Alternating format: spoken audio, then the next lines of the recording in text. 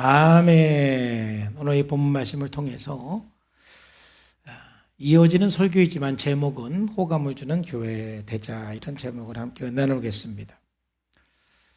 우리가 신앙생활의 여정, 신앙생활의 발달은 크게 세 가지의 단계가 있다. 그리고 이 세 가지는 서로 분리됐다라기보다도 연결되어 있고, 그리고 우리는 반드시 구원의 단계에서 재생산의 단계까지 가야 됩니다. 우리는 처음 예수님을 믿으면 이 구원의 단계, 그리고 이제 구원의 단계를 거쳐서 이제 우리는 성장의 단계를 거칩니다. 성장의 단계가 중요하기 때문에 지난주까지 상당히 강조해서 여러분과 함께 길게 나누었어요. 그럼 이제 성장의 단계에서 반드시 재생산의 단계로 우리가 넘어가야 돼요. 성장의 단계에서 재생산의 단계로 넘어가지 못하면 굉장히 위험한 두 가지에 빠질 수가 있습니다. 첫 번째는 교만해지는 거예요. 성경 많이 알고, 그리고 개인적으로 교제해 보면은 개인적인 영성이 분명히 충만하고, 또 인격도 어느 정도 자랐음에도 불구하고 영혼을 구원해서 제자 삼는 재생산의 단계로 넘어가지 않으면 자기도 모르게 교만해지게 돼 있어요. 누구나 그 위험에 빠지게 돼 있어요. 사역하지 않으면 나도 모르게 교만해진다 이 말이죠. 여러분, 제 인생에서 제가 가장 교만했을 때가 언제였을까요? 제 인생에서 제가 가장 교만했을 때는 대학교 4학년 때였습니다. 물론 그때 사역을 안 한 건 아니지만 아직 목회는 안 했죠. 그러다 보니까 이제 머리는 굉장히 커졌죠. 신학 공부했죠. 성경 많이 알죠. 내 나름대로 막 신앙 좋다고 생각하다 보니까 교회, 목사님, 집사님, 장로님, 제 눈에, 수준에 드는 사람이 하나도 없는 거예요. 얼마나 교만해, 얼마나. 왜 저럴까? 다 그 생각뿐이에요. 내가 잘났다 이거지요. 근데 제가 목회하면서 진짜 겸손해졌습니다. 제가 목회하면서는 그냥 성도님들이 존경스럽고, 그냥 목사님들이 그냥 존경스럽고, 물론 그분들이 다 훌륭한 건 아니지만은 그래도 참 존경스러워요. 다 나보다 훌륭하다, 이런 생각이 들어요. 하나님 앞에서 헌신하고 사역하면은 교만해질 수가 없어요. 지식만 있고 좀 성장했다 생각하는 사람이 잘못하면 교만해질 수가 있어요. 또 교만하면 두 번째 위험이 있는데 뭐냐면은 판단하는 자가 돼요. 그래서 교회에서도 설교를 들으면서도 판단하고, 성도들을 보면서도 판단하고, 교회 여러 가지들을 다 자기 수준에서 판단을 하는 거예요. 이거 굉장히 위험한 거거든요. 여러분, 경기장 안에 있는 사람하고 관중석에 있는 사람이 다르죠.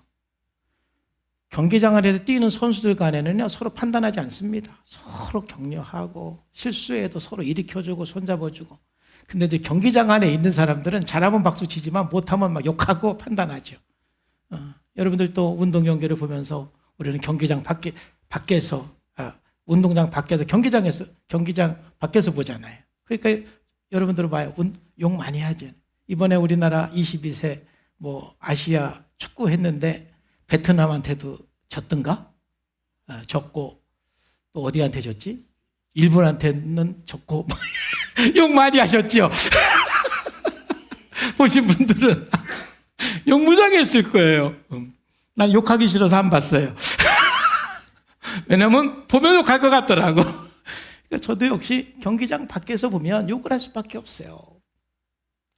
그러니까 같이 사역을 하면은 판단자가 안 되는데, 성장을 하고 재생산의 단계로 들어가지 않으면 나도 모르게 판단하는 자리에 서게 돼 있어요.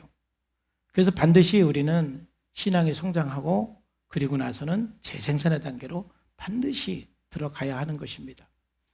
초대교회, 예루살렘 교회는 자연스럽게 재생산하는 교회로 나갔어요. 2장 47절 말씀 보면은 하나님을 찬미하며 또 온 백성에게 칭송을 받으니 주께서 구원받은 사람을 날마다 더하게 하시느니라. 예루살렘 교회가요, 온 백성에게 칭송을 받았어요. 교회가 예수 믿는 사람이나 예수 안 믿는 사람 모두에게 호감을 주는 교회가 됐지요. 칭찬을 들었어요. 그러다 보니까 구원받는 사람이 날마다 더했습니다. 예루살렘 교회가 구원받고 성장했을 뿐만 아니라 그 교회를 통해서, 그 성도들을 통해서 계속해서 구원받는 사람들이 들어갔어요. 재생산이 자연스럽게 되었던 것입니다. 그러므로 우리 성산교회도 예수 믿고 성장하면서 자연스럽게 3단계로 넘어가는, 즉 재생산의 단계로 넘어가는 그런 성산의 모든 성도 교회가 되기를 주 예수님의 이름으로 축복합니다. 그러기 위해서 우리는 영혼을 구원해서 제자 삼는 이 삶에 늘 초점을 두고 살아가야 되는 거예요. 우리는 전도의 열정, 전도하는 그런 마음을 가지고 우리는 살아가면서 나를 통해서 한 영혼이라도 살리고자 하는 그런 열정이 있어야 돼요. 여러분, 전도는 크게 세 가지 방법을 통해서 우리가 하잖아요. 첫째는 노방전도를 하죠. 이번에 필리핀 아울리치 갔다 왔던 우리 학생 청년들 막 노방전도 했잖아요. 노방전도는 장점은 뭐냐면은 주님의 마음을 많이 알게 돼요. 왜냐면 특히 한국 같은 경우에서 노방전도 하면은 거의 90% 이상은 거절당하지요. 그 거절을 당하면서 예수님께서 이 땅에 오셨지만 그 예수님을 거절했던 그 사람들의 마음을 좀 느끼면서 주님의 마음이 어땠을까? 하나님의 마음이 어땠을까? 이걸 좀 느끼는 장점이 있어요. 근데 이제 노방전도의 단점은 효과적이지가 않아요. 두 번째 우리가 전도하는 것은 뭐냐면은 훈련을 통한 전도입니다.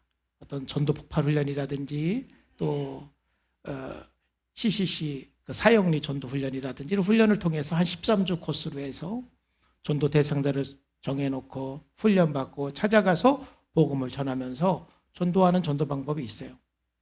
장점은 뭐냐면은 복음을 처음부터 끝까지 전할 수 있는 그런 장점이 있어요.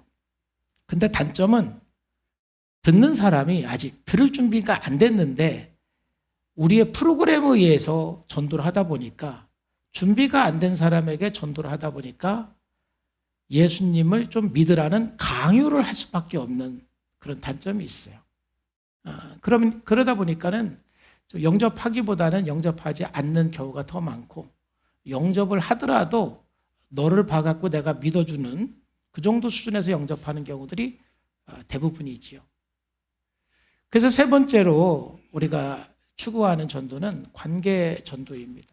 이 세 가지 우리 다 필요한 거예요. 관계 전도는 우리들이 그들에게 호감을 주고 또 예수님의 사랑을 먼저 그들에게 경험하게 하고 그래서 그들이 복음을 들을 수 있을 만한 어떤 상황이 됐을 때 우리가 적극적으로 복음을 증거함으로써 주님 앞으로 이끌어오는 것입니다. 그러니까 지금까지 교회 역사의 통계를 볼 때 80% 정도가 관계 전도를 통해서 교회를 나오게 되어 있어요. 내 아는 사람을 통해서 그 아는 사람이 복음을 전해서 예수님을 믿고 교회를 오게 된 것이 거의 80% 이상인 거예요. 그러니까는 전도는 관계를 통해서 전도를 하게 되는 것입니다. 그러면 우리가 이제 재생산의 교회가 되기 위해서는 노방전도도 하고 전도훈련도 하고 관계전도도 해야 되는데 특별히 우리 관계전도의 핵심은 뭐냐면은 오늘 제목처럼 호감을 주는 삶, 호감을 주는 교회가 돼야만 관계전도를 할 수가 있는 것입니다. 지난주에 우리가 C.S. 루이스 함께 순전한 기독교를 봤는데 우리 C.S. 루이스도 예수 그리스도를 믿는 우리들이 이 세상에서 호감을 주는 삶을 상당히 많이 강조를 했는데 그 중에 하나가 황금률입니다. 사람들은 교회가 세상을 이끌어야 한다고들 하죠. 여기에 예수 믿는 사람들도 동의하고 예수 안 믿는 사람들도 교회에 대해서 이 기대를 가지고 있어요. 그럼 어떻게 우리가 세상을 이끌어가는 공동체가 될 수가 있을까? 교회가 어떻게 하면 세상을 이끌어가는 삶을 살 수 있을까? C.S. 루이스의 답은 너무 단순해요. 황금률만 따르면 된다. 황금률의 원칙만 우리가 지키면 교회는 세상을 이끌어갈 수가 있다. 그러려면 기독교인들은 황금률 원칙을 실천하는 사람이 돼야 가능해진다. 모든 분야에서 이 원칙을 지켜야 한다 그랬어요. 황금률이 무엇이에요? 마태복음 7장 12절이시죠. 다 같이 시작. 그러므로 무엇이든지 남에게 대접을 받고자 하는 대로 너희도 남을 대접하라. 이것이 율법이요 선지자니라. 내가 이해를 받고 싶으면 내가 먼저 이해를 하고, 내가 공감을 받고 싶으면 내가 먼저 공감을 하고, 내가 사랑을 받고 싶으면 내가 먼저 사랑을 하고, 내가 섬김을 받고 싶으면 내가 먼저 섬김을 하고, 내가 대접을 받고 싶은 대로 먼저 다른 사람을 대접하는 것이 황금률이고, 이것이 모든 영역에서 황금률을 우리가 의식하고, 내가 믿는 사람으로서, 하나님께 은혜를 받은 사람으로서 내가 원하는 것을 먼저 상대방에게 먼저 실천을 할 때 우리 기독교인들은 어딜 가나 호감을 주는 성도들이 되고 또 교회가 될 줄로 믿습니다. 이것이 바로 재생산하는 교회를 위한 아주 기본이 되는 것이에요. 호감을 줘야만 그 다음에 우리가 재생산하는 단계로서의 삶을 살아가는 것입니다. 그렇다면 오늘 예루살렘 교회가 모든 백성들에게 친송을 받으면서 또 날로 구원받는 사람들의 숫자가 늘어갔는데, 그들 교회가 어떤 모습이었길래 호감을 주고 날로 사람들이 늘어갔느냐, 이 모습을 보면서 우리가 함께 우리 교회가 이런 교회가 돼야 되겠다, 또 내 삶이 이런 삶으로서 재생산하는 삶을 살아야 되겠다, 그런 결단하는 시간이 되기를 주님의 이름으로 축복합니다. 첫 번째로는 이 예루살렘 교회가 그렇게 호감을 주고 전도할 수 있었던 것은 서로 필요를 채워줬기 때문에 그렇습니다. 교회는요, 필요를 채워주는 곳이 돼야 되는 것이에요. 44절 45절에 보면은 믿는 사람이 다 함께 있어 모든 물건을 서로 통용하고 또 재산과 소유를 팔아 각 사람의 필요를 나눠주었다 그랬죠. 여러분, 지금 예루살렘 교회 상황은 120명에서 하루아침에 3,000명이 회개를 했어요. 남자들만 3,000명이기 때문에 여자들, 아이들까지 하면은 10,000명이 넘습니다. 10,000명이 넘는 사람이 하루아침에 예수 믿는 사람이 됐고, 그 사람들이 오순절날 성령을 경험을 한 다음에 그곳에서 사도들의 가르침을 받으면서 함께 기도했습니다. 그런데 문제는 그 안에 대다수가 디아스포라였다라는 거예요. 디아스포라는 건 뭐냐면은 예루살렘 안에 살던 유대인들이 있었지만 그 당시는 외국에 사는 유대인들이 훨씬 더 많았죠. 지금도 마찬가지지만. 그 외국에 사는 유대인들이 6월절, 그 다음에 오순절, 초막절, 이 절기가 되면 예루살렘으로 오는 거예요. 절기를 지키기 위해서. 그럼 이때 오순절에도 외국에 사는 디아스포라들이 이제 오순절을 지키기 위해서 예루살렘에 왔다가 성령을 경험한 거예요. 예수 믿고 성령을 경험한 거예요. 그 성령을 경험하고 나서 그들이 바로 본국 자기 집으로 돌아갈 수가 없는 거예요.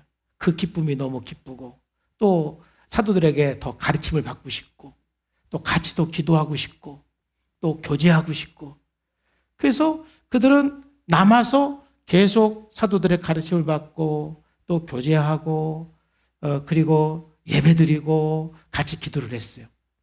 문제는 이들이 처음에 아마 올 때 일주일 동안 여행할 수 있는, 아니면 또 길게 잡아서 열흘 동안 여행할 수 있는 그런 준비를 해갖고 왔을 거예요. 그런데 이제 시간이 좀 지나면서 이 사람들이 먹을 것도 있을 곳도 여러 가지 이제 문제들이 발생하기 시작하니까 이제 그 교회 안에서 그걸 보고 이 사람들 지금 바로 보내면 이 신앙을 유지하기가 힘들으니까 여기서 더 좀 교육받고 기도하고 예배하고 또 은혜를 더 경험하고 가야 된다. 그럼 이 사람들 어떻게 할 거냐? 자발적으로 사람들이요, 자기가 있는 재산과 소유를 다 팔아서 그 사람들에게 필요를 나눠줬다라는 거예요. 이 놀라운 역사이죠.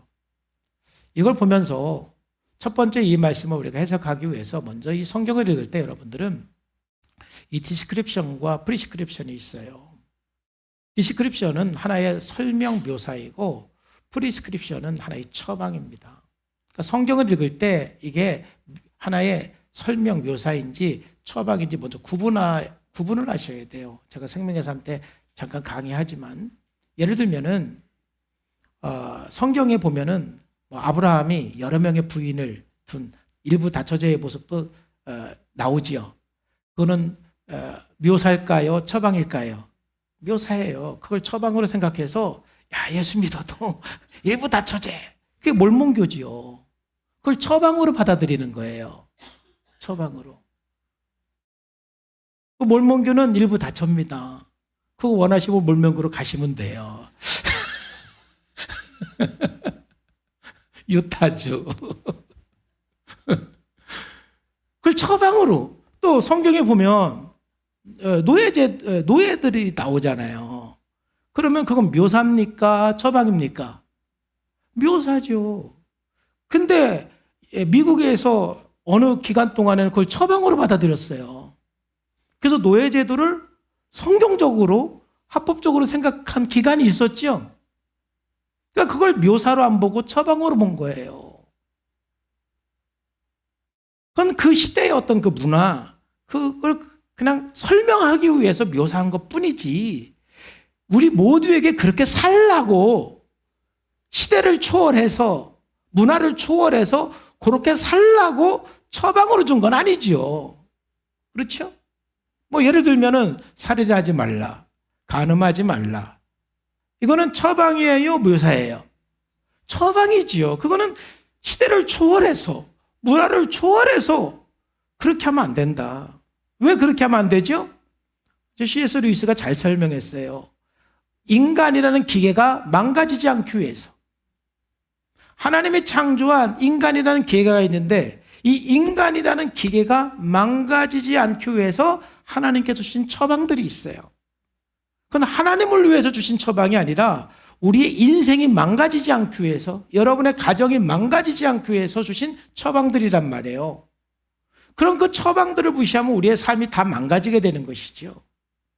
그러니까 우리가 성경을 읽을 때 이게 묘사인지 처방인지 먼저 구분을 해야만 어떻게 적용할지 생각이 든다는 것이죠. 그러면 오늘 본문에 나온 모든 재산과 소유를 다 팔아서 사람들의 필요를 나눠줬다. 그러면 예수를 믿어가지고 재산과 소유를 다 팔았다. 이거는 묘사예요? 처방이에요? 묘사. 처방이면 오늘 다 가서 팔고 오셔야 돼. 뭐 순종할 사람도 없겠지만 뭐 여러분들이 처방이라고 해서 다 또 순종하는 건 아니죠. 근데 가끔 그 사이비 이단 종교들이 이걸 처방으로 이렇게 제시를 해서 여러분 재산 다 팔아가지고 집 다 팔아가지고 이 공동체 안으로 들어라 말이죠. 그런 이단들이 있잖아요. 그런 사이비들이 있잖아요. 그러니까 이 말씀을 하나의 처방으로 적용을 하는 거예요. 그러니까 이 말씀은 처방이 아닌 묘사지요. 그 초대교회 예루살렘 교회가 그런 것이지, 이 내용을 모든 상황, 모든 시대에 이렇게 하라는 것은 아니에요. 그러니까 예루살렘 교회가 대단한 교회입니다. 대단한 교회죠. 굉장한 교회였던 거예요. 우리는 사실 못하잖아요. 정말 존경스럽습니다. 그러나 처방은 아니다. 여기서 주는 핵심은 뭐냐? 필요를 따라 나눠준 것이 정신이지요. 그러니까 이 정신은 우리들이 적용해야 되는 거예요. 내 재산을 다 팔아서 필요를 따라 나눠주는 건 아니지만 이걸 그대로 실천한 사람이 역사적인 인물 중에 하나가 누구죠? 톨스토이죠. 톨스토이는 아주 그 부자였는데 예수 믿고 나서 이 말씀 듣고 은혜 받아가지고 자기 재산 다 팔아서 가난한 사람 다 나눠주고 자기는 어떻게 했어요? 객사했어요. 그러면 그게 과연 올바른 신앙인가 우리는 한번 고민해 봐야 돼. 톨스토이를 정말 존경하지만 우리 한번 고민해 봐야 되는 것이죠. 이걸 묘사로 볼 것이냐 처방으로 볼 것이냐. 핵심은 필요를 나눠준 것이 핵심이지 다 팔았다 이게 핵심은 아닌 거예요. 내가 가진 것을 통해서 사람들에게 좀 필요를 채워주는 것이 교회 공동체이다. 그래서 여러분, 세상의 원리와 하나님 나라 원리가 있어요. 우리는 세상의 원리도 필요하고 하나님 나라 원리도 필요해요. 세상의 원리는 핵심이 뭐냐면 사고 파는 것입니다. 즉 세상의 원리는 따라하세요. 공짜는 없다. 세상의 원리는 공짜 없는 거예요. 여러분, 세상에서 공짜 바라시면 안 되는 거예요. 세상의 원리는 공짜는 없어요. 여러분들 노력한 만큼, 수고한 만큼 얻는 것이 세상의 원리예요. 물론 영적인 원리에도 그 부분이 어느 정도는 적용되지만은, 그런데 하나님 나라의 원리는 공짜로 주고받는 게 하나님 나라 원리예요. 그럼 여러분, 하나님 나라 원리가 적용되는 것은 어디에 되냐면 가정과 교회 공동체는 세상 원리가 아닌 하나님 원리로 적용돼야 돼요. 여러분, 가정이 너무 그냥 따지고 네 것, 내 것 너무 따지고 남편 것, 아내 것 너무 따지면 그거는 가정이 아니에요. 가정은 세상의 원리가 지배하는 것이 아니에요. 하나님 나라의 지배를 따라서 움직이는 게 가정인 거예요. 가정은 하나의 경제 공동체인 것입니다. 남편 거 아내 게 어디 있습니까? 서로 공짜로 주고받는 게 가정인 거예요. 그리고 교회 공동체는 하나님 나라 원리에 의해서 움직여야 되는 거예요. 교회에서는 그저 내가 좀 다른 사람보다 많이 가졌으면 그게 사명인 거예요. 더 많이 나누는 게 사명인 거예요. 내가 눈에 보이면 그게 사명인 거예요. 한번 따라합시다. 눈에 보이면 나의 사명이다. 내가 많이 가졌으면 사명이다. 더 많이 나누고 헌신하라는 사명인 거예요. 교회에서조차까지도 항상 n분의 1 다 그렇게 하는 거 아니에요. 서로 공짜로 주고받는 게 하나님 나라의 공동체가 되어야 되는 것이에요. 물론 그렇다고 해서 없는 분들은 아무것도 안 하고 그렇게 하면 안 돼요. 전부 교회는 없을수록 또 서로 나누는 것이 교회 공동체가 되어야 될 줄로 믿습니다. 그렇다면 우리가 어떻게 나눌 수 있을까? 가장 중요한 거는 교회에서 서로 필요를 채워주는 건 저는 첫 번째는 기도라고 저는 항상 믿고 살아요. 왜냐하면 저도 목사로서 성도들에게 해줄 수 있는 게 별로 없어요. 기도밖에 없어요. 여러분들이 힘들고 어려울 때 해줄 수 있는 게 기도밖에 없어요. 그런데 해줄 수밖에 없는 게 기도밖에 없다고 말하지만 그것보다 더 크고 위대한 건 없어요. 더 중요한 건 없어요. 여러분, 저는 우리 교회에서 서로 힘들고 어려운 사람들, 여러분 목장 안에서 어려운 사람들이 있을 때 정말 여러분들이 시간 정해놓고 그분을 위해서 기도한다라면 여러분 서로 필요를 채워주는 거예요. 반드시 그 사람의 기도를 통해서 응답이 될 줄로 믿습니다. 응답이 돼요. 내가 나를 위해서 기도하는 것도 중요하지만은 누군가가 나를 위해서 눈물로 기도해 주는 그 기도가 반드시 응답이 돼요.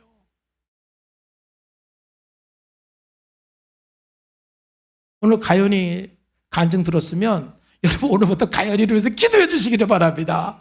반드시 응답돼요. 반드시. 그 믿음이 없으니까 여러분들이 서로 기도를 안 하는 거죠. 저는 우리 성도들을 위해서 눈물로 기도하는데 가끔 제가 더 감동이 되는 거는 내가 기도하는 것 이상으로 그 목장 안에서 더 기도하면 저는 더 감동이 돼요. 그럼 100% 응답이 됩니다. 그런데 어떤 목장은 막 나는 눈물로 기도하는데 그 목장은 태평해. 기도를 안 해. 그럼 속상해. 지금 내 목원들이 힘들은데 왜 서로 기도로 안 채워주냐 이거지. 두 번째, 이제 우리가 해줄 수 있는 것들인데 아주 작은 것들인데 사람들이 다 필요로 하는 게 뭐냐면 내 말 들어줘, 나 좀 이해해줘, 나 좀 공감해줘. 이게 모든 사람이 가장 필요로 하는 거예요. 내 말 좀 들어줘요, 나 좀 이해해줘요, 나 좀 공감해줘요. 이게 안 돼서 여러분들이 여러 가지 병이 나거든요. 근데 교회에서마저, 가정에서마저 들어주고 이해하고 공감해주는 사람이 없으면 얼마나 힘들어요. 교회는 필요를 채워주는 건데 뭐냐? 들어주고 이해하고 공감하는 것. 누가 먼저요? 내가 먼저. 황금률. 여러분들이 항상 지금 뭘 깔고 들으시죠? 황금률을 깔고 들으셔야 돼요. 기초에. 내가 먼저. 교회에서마저도 네가 먼저 그러니까 안 되는 거예요. 네가 먼저 나 좀 들어주고, 네가 먼저 이해해주고, 네가 먼저 공감해주고. 그러면 누가 먼저 해주냐고. 누가 먼저. 내가 먼저 들어주고, 내가 먼저 이해하고, 내가 먼저 공감해주고. 세 번째로는 물질로 돕는 것. 아주 작은 거지만 여러분, 모든 사람을 여러분 물질로 도울 수는 없어요. 근데 적어도 여러분 목장 식구들이 경제적으로 어렵다 그러면 몇천만 원, 몇억 도와줄 수는 없지요. 근데 10만 원, 20만 원 조금씩 여러분들이 십시일반해서 물질로 도와줄 수가 있는 거예요. 그 힘이 되는 거예요. 여러분, 목원들이 병원에 입원하면은 목원들이 또 10,000원, 20,000원 걷어서 맛있는 거 사 먹으라고 물질로 섬겨줄 수가 있는 거예요. 모든 성도들에게 그렇게 하라고 하면 여러분 힘들잖아요. 근데 목장 식구는 많아야 10명이니까 그게 가능해지는 거예요. 여러분, 예루살렘 교회는 전 재산을 팔아서 그렇게 했다고요. 지금 여러분들에게는 그렇게 하라는 게 아니잖아요. 그냥 우리 목장 안에서 어려운 사람들이 있으면 기도로 필요를 도와줄 때는 기도로 필요를 채워주고, 들어줄 때는 들어주고, 좀 물질로 도움이 필요할 때는 내가 할 수 있는 그 작은 것, 내가 할 수 있는 그 범위 내에서 서로 물질로서 이렇게 섬겨주면 얼마나 좋습니까? 때로는 기도만 하지 말고 물질도 가야 좋아요. 얼마 전에 제 친구도, 요즘에 이제 저도 나이를 먹으니까 아주 병원에 갔다는 얘기들이 많이 이제 들려오지요. 또 암 걸렸다고 또 기도해달라고 이렇게 이제 우리 동기 단톡방에 올라오고 그러면은 그냥 기도하고, 제가 할 수 있는 약간을 좀 보낼 수 있는 만큼 보내기도 하고, 그게 서로 친구지요. 내가 바라고 하는 게 아니고 그냥 친구니까, 같은 목장 식구니까, 사랑하는 사람이니까. 바로 이런 교회가 호감을 주는 교회고, 사람들이 왔을 때 야, 참 이 교회 따뜻하다, 참 이 교회 사랑이 많다, 그러면 나도 참 이 교회를 다니고 싶다, 이런 생각이 드는 거예요. 재생산하는 단계로 가려면 반드시 서로 필요를 채워주는 교회가 된다. 이기적인 것을 버려야 돼요. 자기중심적인 걸 버려야 돼요. 두 번째로는 자주 모여요. 성령 충만하고 은혜가 충만하면 자주 모이거든요. 예루살렘 교회는요, 날마다 마음을 같이하여 성전에 모이기를 힘썼다. 어떻게 모였다고요? 날마다.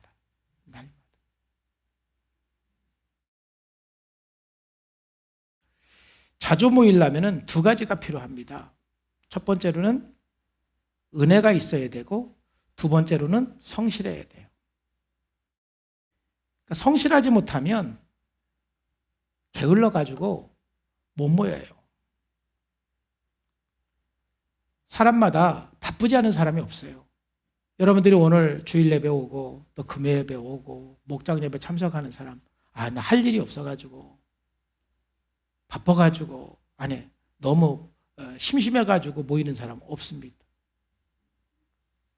다 바쁘지만 시간 내서 모이고, 그 시간을 내기 위해서 미리미리 할 일 다 해놓잖아요. 그러니까 저도 어떤 모임을 모이려면은요, 미리미리 다 해놓지 않으면 모일 수가 없어요. 예를 들면 친구 결혼식도 어제도 제 친구 딸 결혼했지만 거기는 못 갔죠. 안 갔죠. 안 갈 때는 딱 이제 부산이어서 안 갔습니다. 안 친해서 안 간 건 아니고. 근데 여기는 가야 되겠다. 그러면 토요일 날 제가 설교 준비할 일을 미리 다 해놔야 가는 것이지. 그거 다 안 해놓으면 못 가요. 제가 토요일 날 할 일이 얼마나 많은데. 미리 해놔야 돼. 성실하지 않으면요 자주 못 모여요. 그 다음에 은혜가 있어야 자주 모이는 거예요. 은혜가. 모이면 은혜가 되면은요 오지 말라게도 와요. 예루살렘 교회는 정말 그들이 매일 모였다라는 것은 굉장한 헌신이에요. 말씀드린 것처럼 디아스포라들은 빨리 가야 돼요, 사실은. 아무것도 없는데 그들이 모이기 위해서, 함께 공부하기 위해서, 함께 예배하기 위해서, 함께 교제하기 위해서 남은 사람도 헌신이고 그들의 필요를 채워준 그 사람들도 헌신이에요.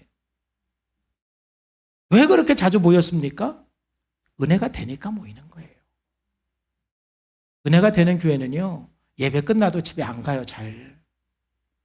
왜냐면 여운이 있잖아요. 그런데 은혜가 안 되는 교회는요, 늦게 왔다 일찍 가는 겁니다. 우리 교회 보면은 참 은혜가 넘쳐요. 왜냐하면 거의다가 한 4시, 5시 정도 돼야 가. 할렐루야. 안 가려고 그래. 은혜가 된다는 얘기예요. 여러분, 히브리서 10장 25절에 모이기를 패하는 어떤 사람들의 습관과 같이 하지 말고 오직 권하여 그날이 가까울 볼수록 더욱 그리하자. 모이기를 패하는 어떤 사람들의 습관과 같이 하지 말고 오직 권하여 모이기에 뭐 하라고요? 힘써라. 이건 묘사입니까? 처방입니까? 처방이에요. 그날이 가까울수록 더 그리하라고 그랬잖아요. 어느 시대만 그런 것이 아니라 예수님 재림이 가까우면 가까울수록 더 그렇게 하라고 그런 거예요. 아무리 바쁜 시대를 할지라도 더 모이기를 힘써라. 자주 모여야 그 교회가 영혼 구원에서 제자 삼는 교회가 되는 것이고 재생산하는 교회가 되는 거예요. 모이지 않고는 영혼 구원에서 제자 삼는 교회가 될 수가 없어요. 세 번째, 또 우리가 교회가 부흥하고 호감을 주려면요, 뭐가 중요하냐면은 함께 먹어야 돼. 교회에서요, 먹는 게 굉장히 중요하죠. 여러분, 예루살렘 교회는 맨날 또 어떻게 했어요? 기쁨과 순전한 마음으로 음식을 뭐 했다? 먹었다. 그 앞에 떡을 댔다라는 말은 성찬식을 말하는 것이고, 뒤에 기쁨과 순전한 마음으로 음식을 먹었다라는 말은 이제 밥을 먹었다라는 얘기예요. 여러분, 호감을 주는 교회, 부흥하는 교회, 사람들이 오고 싶은 교회는요, 밥이 맛있고 밥 먹는 시간이 즐거워야 돼요. 그래서 우리 교회 오시는 분들은요, 다 밥을 먹고 가시기를 바랍니다. 밥을 먹어야 신앙이 성장해요. 그래가지고 저는 우리 교회 코로나 끝나고 어떤 분은 목사님 밥 안 하면 안 돼요? 그러는 분들이 있었어요. 밥 안 먹으면 교회 영성은 푹 떨어집니다. 그러니까 힘들어도 밥을 먹어야 돼요. 그러니까 여러분들이 식사당번 하시는 분들은요, 재생산의 단계에 큰 역할을 하는 거예요. 그 다음에 또 은혜가 있는 교회와 은혜가 없는 교회 특징, 은혜가 있는 교회는요, 밥이 맛있어요. 그 교회 가서 밥을 먹어봤을 때 맛있다. 그러면 그 교회는 아주 은혜가 있어요. 근데 은혜가 없는 교회는요, 뭔가 모르게 좀 맛이 좀 덜해요. 근데 이건 제 개인적 경험이에요, 경험. 제가 경험한 거예요. 우리 교회는 항상 맛있어요, 맛없어요? 항상 맛있다. 우리 교회 역사 이래 밥이 맛없어 본 적은 한 번도 없어요. 한 번도 없어요. 특별히 올해는 김치까지 맛있어. 김치 담글 때 기도 많이 한 것 같아. 회개를 많이 했든지 기도를 많이 했든지 많이 한 것 같아. 정말 맛있어요. 맛있어요. 여러분, 이 목장 식구들끼리요, 1년에 몇 번씩 맛있게 밥 좀 먹으세요. 될 수 있으면 주일날 먹지 말고. 가끔 주일날 밥 먹으러 나가는데 난 그건 낭비라고 생각해. 왜냐하면 식사를 대접하는 분들이 있는데 대접하는 사람들의 성의를 봐서 주일날은 교회에서 드세요. 그리고 여러분들이 나 우리 목장 식구들한테 좀 식사를 대접하고 싶다. 그러면 나를 잡아요, 하루 그냥. 그래서 하루 날 잡아가지고 맛있게 드세요. 할렐루야. 토요일 날 잡으시든지 아니면 평일 날 잡으시든지 날 잡아갖고 아주 맛있게 드세요. 그럼 밥 사는 사람이 밥 사고, 그러면 또 한 사람이 커피 안 사겠어요? 커피 사고. 그래서 좀 맛있게 드셔라. 부흥하는 교회는 맛있게 먹는다. 단 너무 자주 먹으면 안 돼요. 왜? 주객이 바뀌어. 영혼구원에서 전도하자고 먹는 건데 영혼구원하고 전도하는 건 빼고 이제 먹는 것만 남으면 큰일 나는 거예요. 그죠?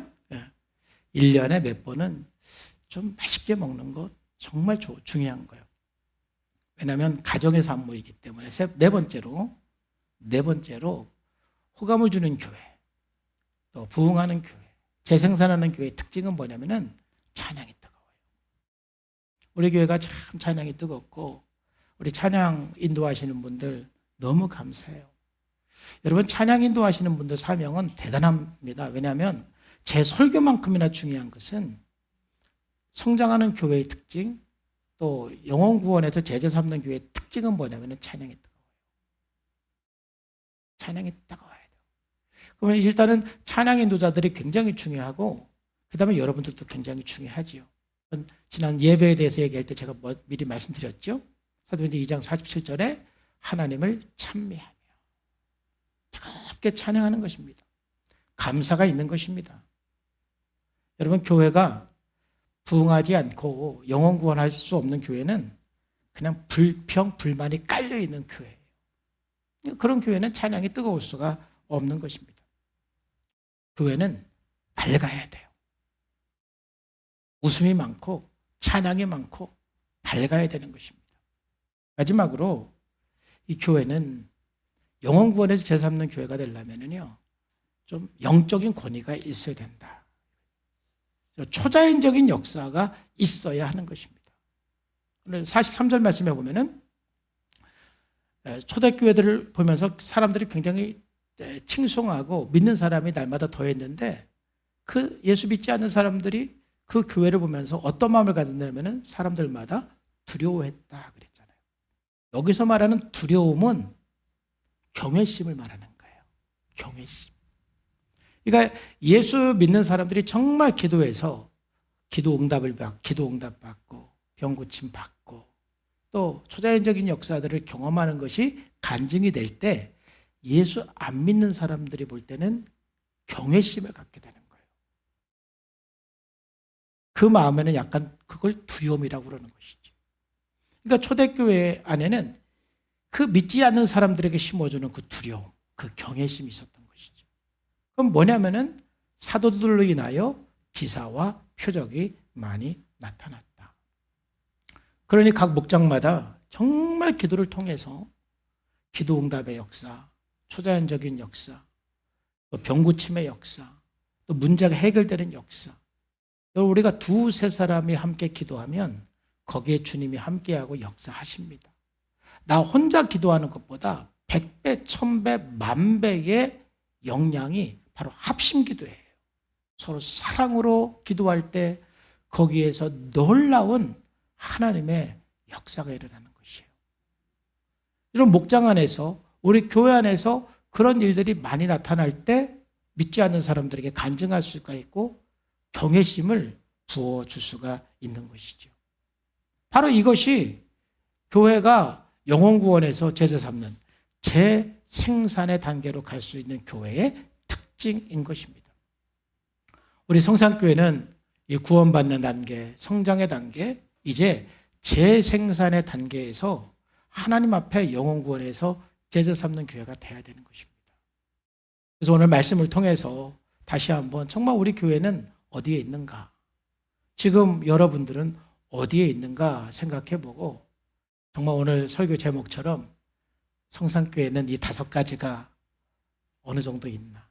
그래서 호감을 주는 교회인가? 호감을 주는 성도인가? 아니면 이 세상 사람들에게 불편함을 주는 성도인가? 불편함을 주는 교회인가? 우리가 한번 점검해 보고 끊임없이 우리들은 호감을 주는 교회로서 재생산의 단계로 나가는, 그래서 영혼 구원에서 제자 삼는 교회로 나가는 그런 교회가 되기를 주 예수님의 이름으로 축복합니다.